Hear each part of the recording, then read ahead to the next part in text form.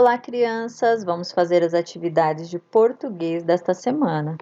Nós vamos utilizar o livro Apis, páginas 78, 80, 81, 82 e 83. Iniciando pela página 78, nós vamos fazer uma produção de texto. Criação de diálogos para história em quadrinhos. Preparação e escrita. Na história que você lerá a seguir, faltam as falas nos balões. Observe os quadrinhos. Escreva o que os personagens podem ter falado ou pensado. Dica: no último quadrinho, as bolinhas do balão indicam que o personagem está pensando. Então, nessa produção de texto, nós vamos criar falas para os personagens Charlie Brown e Snoopy. Nós vamos imaginar aqui o que será que o Charlie Brown está falando para o Snoopy. O que será que o Snoopy quer? Não escrevam apenas oi, escrevam uma fala. Prestem atenção, tentem ser criativos. E não se esqueçam que no balãozinho de fala da história em quadrinhos, quando nós temos esse pontinho aqui, significa que o personagem está falando. E quando nós temos essas duas bolinhas, significa que o personagem está pensando. Então, prestem atenção na expressão facial. Será que o Snoopy está triste, está feliz? No final da história, como que ele ficou? Imaginem as falas, prestem bastante atenção na pontuação e escrevam a produção de vocês para essa história. Revisão e reescrita. Releia cada fala, conferindo se as palavras foram escritas corretamente. Verifique se a pontuação das frases está de acordo com a entonação ou sentido que você quis registrar. Então, depois de escrever toda a sua história, você vai reler, ver se não escreveu nenhuma palavrinha errada, ver se a pontuação está correta, está de acordo. Se você fez uma pergunta, você colocou o ponto de interrogação, ou se foi uma frase com sentimento, você colocou a frase ou o ponto de exclamação no final. Depois você pode pedir para alguém da sua casa reler a história com você.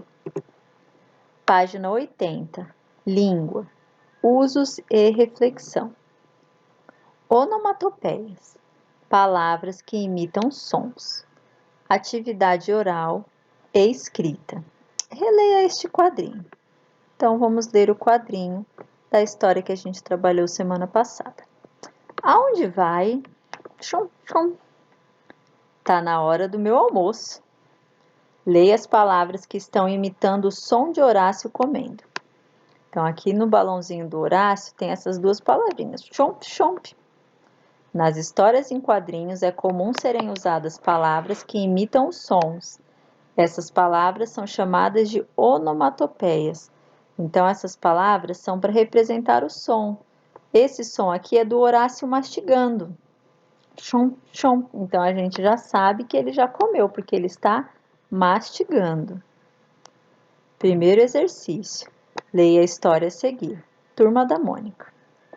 Então, no primeiro quadrinho, a gente está vendo os meninos com uma corda e a gente lê assim, toim! Depois os meninos vão amarrar essa corda na porta e a gente escuta crass! A gente lê. Depois eles amarram essa corda em um carro e a gente lê assim, ó, vrum, vrum, croc. E os meninos ficam confusos. Está bem, eu vou no dentista. Então, aqui, mesmo sem ter nenhuma fala, o que a gente observou? Que os meninos estavam tentando, no final a gente descobre que eles estavam tentando arrancar o dente da Mônica. Olha a corda amarrada no dentinho dela. E todas essas palavras que estão aqui nos quadrinhos são as onomatopeias, elas estão representando o som. Quando a gente lê aqui, ó, vrum, vrum, a gente já sabe que é um carro que está acelerando. Quando a gente leu aqui, crass, a gente sabe que é porque alguma coisa quebrou, alguma coisa bateu. Então, essas são as onomatopeias, é para a gente imaginar o som. Página 81. O que aconteceu nessa história? Converse com os colegas. Então, nós acabamos de conversar sobre isso. Os meninos estavam tentando arrancar o dente da Mônica. Essa corda estava amarrada na boca dela. Mas a Mônica é tão forte que os meninos tentaram de tudo e não conseguiram. E aí, no final, ela decide ir ao dentista.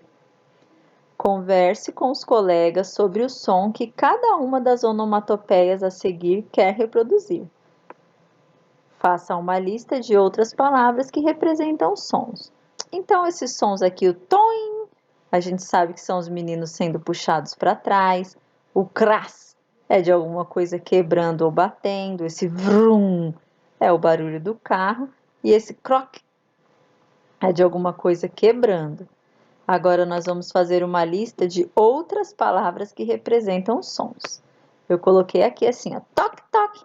A gente sabe quando a gente escuta ou lê esse barulho, toque, toque, são as batidas na porta. Toque, toque, toque, tem alguém em casa? A gente já sabe que é alguém batendo. Quando a gente lê assim, trim, a gente sabe que é o som da campainha ou o som de algum telefone tocando. Vocês sabem mais alguma onomatopeia, mais algum som, alguma palavra que representa o som? Escrevam aqui. Língua falada e língua escrita. Junção, redução de palavras, hesitações e pausas na fala. Na história de Horácio, vimos alguns jeitos de falar que são próprios do uso cotidiano, isto é, do nosso dia a dia. Releia o quadrinho a seguir. Então, vamos ler mais um quadrinho. Mas não dá, né, Horácio? E a montanha de cascas de coco e banana daqui a um ano? Né é a forma abreviada de não é, usada na fala espontânea, na linguagem falada, aquela que acontece entre amigos, colegas, familiares, isto é, em situações informais de comunicação. Na fala, é muito comum produzir palavras, reduzir palavras. Observe. Tá bem, mas não dá, né, Horácio? Então, quando nós estamos falando, a gente fala assim, ah, tá bem, ou ah, estou, ou tô bem.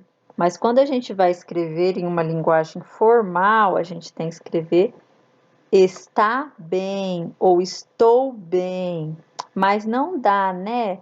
Ao invés de escrever né, a gente precisa escrever não é. Quando a gente está falando na linguagem informal, a linguagem falada, a gente pode falar né. Mas na hora de escrever, principalmente se for alguma coisa mais formal, nós temos que pensar e escrever direitinho. Não é estou bem, está bem, e não abreviar ou reduzir as palavras. Página 82. Agora você. Nos quadrinhos a seguir, Denise quer ajudar sua amiga Mônica a mudar algumas atitudes. Leia e veja o que acontece. Vamos ler mais essa história em quadrinhos. Mo, você não precisa ficar brava por qualquer coisa. É verdade, eu tenho pavio curto. Você não tem o pavio curto. Não? Não. Você não tem é pavio, Fofes. Eu sei, eu sei. Eu tento me controlar, mas quando vejo... Não fica assim, Mo. Eu vou te ajudar. Um livro na cabeça? Pra quê? Esse é o começo da aula de autocontrole. Vem até aqui. Que troço mais bobo. Ops! Tof! Ai! Pode parar, pode parar. Mas a porcaria desse livro caiu no meu pé. É aí que começa o treinamento. Respire fundo, encha o peito de ar e pense em algo bonito. Essa foi a história da Denise e da Mônica.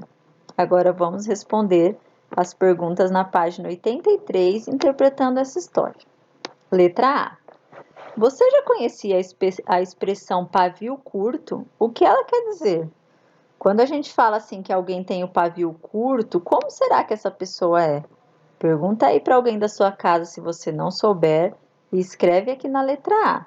O que quer dizer uma pessoa ser pavio curto? Letra B. Denise fala que dará uma aula de autocontrole. O que pode significar autocontrole? Autocontrole é quando a gente domina, quando a gente tem controle sobre nós mesmos, quando a gente não fica nervoso por qualquer coisa, a gente consegue se controlar antes de explodir, antes de ficar bravo, de xingar, de fazer alguma coisa, a gente se controla. E isso é o autocontrole, é você ter controle das suas emoções, você conseguir dominar as emoções. Letra C.